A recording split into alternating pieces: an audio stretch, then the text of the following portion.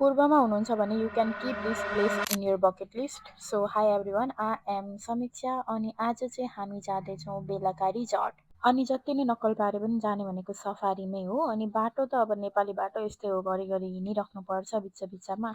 अनि यत्तिकैमा we reached हाम्रो यो छतराको पुल। त्यसपछि बेलाका रिजर्ट नै र गएर चाहिँ वी ह्याड सम फुड, बाहिर खायौँ महँगो पर्छ भनेर होइन। अनि त्यसपछि चाहिँ हामी रिजर्ट गयौँ। त्यहाँनिर यस्तो राम्रो भ्यू थियो क्या, प्लस स्विमिङ पुल पनि रहेछ। अब यस्तो राम्रो ठाउँमा आएपछि अलिअलि भ्लग बनाउने अनि फोटो भिडियो नलिने त कुरै भएन। सो हामी चाहिँ यसो नक्कल पार्दै भिडियो लिँदै थियौँ, फोटो पनि लिँदै थियौँ है।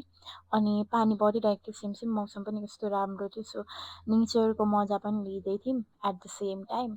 अनि अफकोर्स यस्तो गर्मी छ, स्विमिङ नखेल्ने त कुरै भएन। हामी हल्का स्विमिङ स्विमिङ चाहिँ आउँदैन मलाई है, त्यही पनि हामी पानीमा यसो रमाइलो गर्दै थियौँ। सो आफ्टर द्याट हामी चाहिँ फर्क्यौँ। अनि त्यहाँ चाहिँ लाइक बेलागा रिजर्टमा चाहिँ कस्तो भिड थियो क्या, शनिबार भएर पनि होला। अनि maybe because of that service चाहिँ हल्का स्लो भइरहेको थियो। सो वी ह्याड फुड बाहिर नै। अनि त्यसपछि चाहिँ हामी लखर लखर घर फर्क्यौँ, किनभने घर गएर यसो अब शनिबारको दिन बजार पनि जानुपर्ने थियो नि त। सो यहाँ आजलाई यति नै, बाई।